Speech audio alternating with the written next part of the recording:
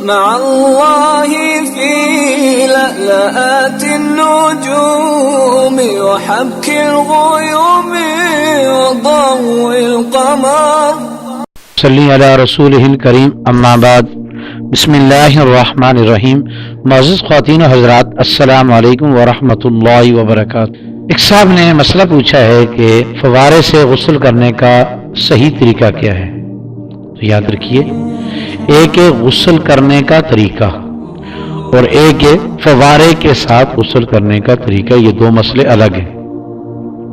غسل کرنے کا سنت طریقہ یہ ہے کہ آدمی غسل خانے سے پہلے باہر دل میں یہ دعا پڑھ لے، بسم اللہ الذی لا الہ الا ہو، اور اس کے بعد غسل خانے میں داخل ہو کر کپڑے اتارنے کے بعد سب سے پہلے وہ اپنے دونوں ہاتھوں کو دھوئے، پھر اس کے بعد استنجا کرے، پھر اس کے بعد جسم پر جہاں کہیں بھی نجاست لگی ہوئی ہو اس کو دھوئے، پھر وضو نماز کے وضو کی طرح وضو کرے، اور اس میں اگر پاؤں ایسی جگہ پر ہیں جہاں پانی کھڑا ہوتا ہے تو پاؤں کو آخر میں دھو لے.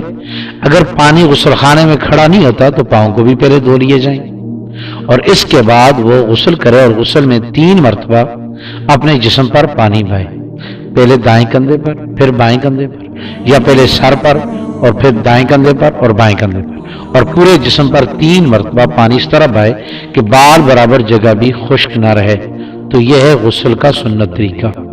باقی مسئلہ فوارے کا ہے. تو یاد رکھیے، اگر آپ کا غسل خانہ چھوٹا ہے اور اس میں آپ نے جو کپڑے پاک پہننے ہیں وہ بھی اندر ہی لٹکائے ہوئے ہیں، تو اگر فوارے سے غسل کرو گے تو آپ کے جسم کے اوپر جو پانی پہلی مرتبہ لگے گا اس پانی کی چھینٹیں اگر کپڑوں پہ لگ گئیں جو پاک ہیں تو وہ کپڑے ناپاک ہو جائیں گے.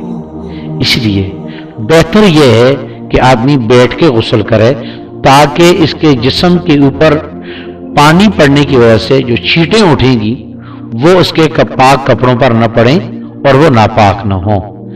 ویسے بھی حیا کا تقاضا بھی ہے کہ آدمی بیٹھ کر غسل کرے.